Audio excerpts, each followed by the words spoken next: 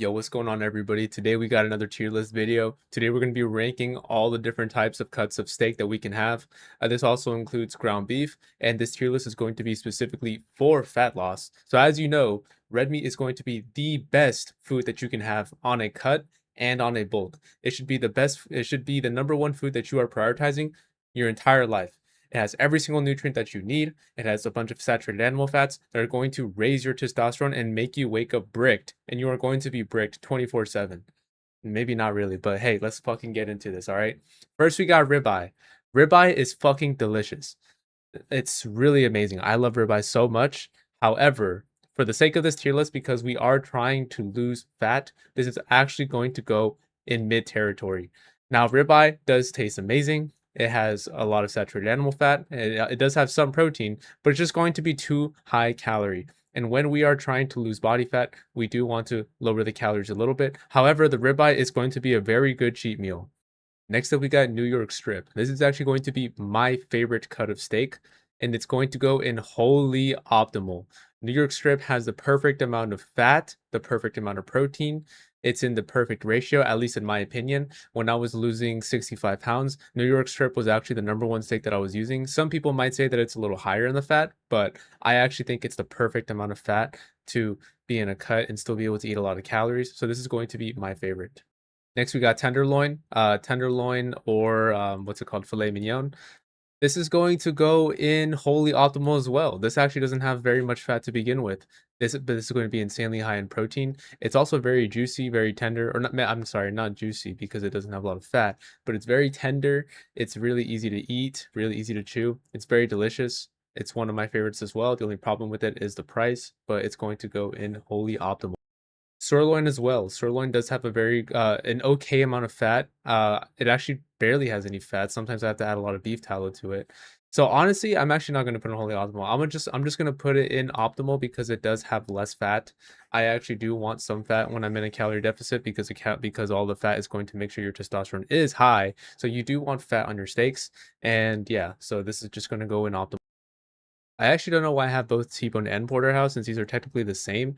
Just that I think T-bone has a slightly smaller fillet, but I'm going to just group them together. I'm going to say that this is also wholly optimal. Why do I say this? Because it is literally a New York strip with a tenderloin. And maybe some people might say that New York strip is a little too high fat for them. Well, you just balance it out with the fucking filet mignon or tenderloin, sorry. And then there you go. Now you have a very good protein to fat ratio. This is going to be an S tier. This is another one of my favorites. However, it is a little bit harder to cook, in my opinion, because you do have to cook the filet differently from the New York strip. Otherwise, you're going to mess up one or the other. So you do got to be a pretty experienced cook to pull this off. All right, let's go. Let's pick a random one as well. By the way, I am going based off of taste as well for the sake of this tier list. Let's pick a random one. I'm gonna do rump roast. Honestly, fucking ass. I'm not gonna lie. This one is fucking ass just because of the taste. I really don't like this one at all.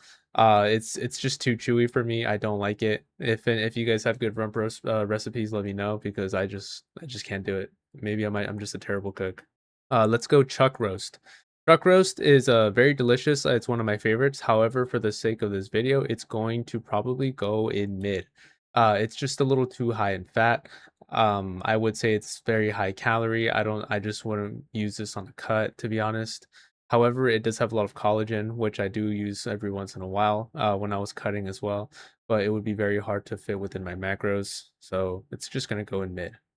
Let's do brisket next. Brisket is very, very, very fatty. I believe it's like 70 lean. It's gonna go in trash. It tastes amazing. My favorite. It's probably my favorite one on here. I love brisket, especially Texas brisket or like Korean barbecue brisket. But it just has way too much fat. It is way too calorie dense. Especially is and the goal. And if your goal is for fat loss, you probably want to stay away from this as much as possible. Next, we have top sirloin steak. It's going to be in the same category as regular sirloin. It's not too fatty. I would say it's a pretty optimal one. It has a small amount of fat, and you're still going to get all the micronutrients that you want to boost your testosterone. So this is going to be a very solid option. Let's do flank steak next. Um, I like flank steak a lot, honestly. There's a lot of good stuff you can do with this. I'm gonna put it in optimal. It's very good. Doesn't have a lot of fat like the ones on the top as well. Tenderloin doesn't have a lot of fat, but I only put it up here because it's very delicious. Next, let's do skirt steak. Um, I actually really love skirt steak. It's amazing. For the taste, it goes up here. Doesn't have a lot of fat, so it does lose points for that. So it's gonna go to the bottom of wholly optimal. Very delicious. However, you're gonna want to add some fat to this. Yeah. Next is hanger steak. I'm gonna put it in mid. It doesn't have a lot of fat. Kind of similar to these ones, but it just doesn't taste that good to me. I don't fucking like it. Let me know if you guys disagree, but yeah. Fried tip steak. Fried tip steak is going to go in optimal. I think it tastes pretty all right. It's a pretty tender cut if you know how to cook it properly. Pretty good, pretty good. Flat iron steak. Flat iron steak is optimal. It has a very good amount of fat. I'm actually going to put it higher. I'm probably going to put it at the top.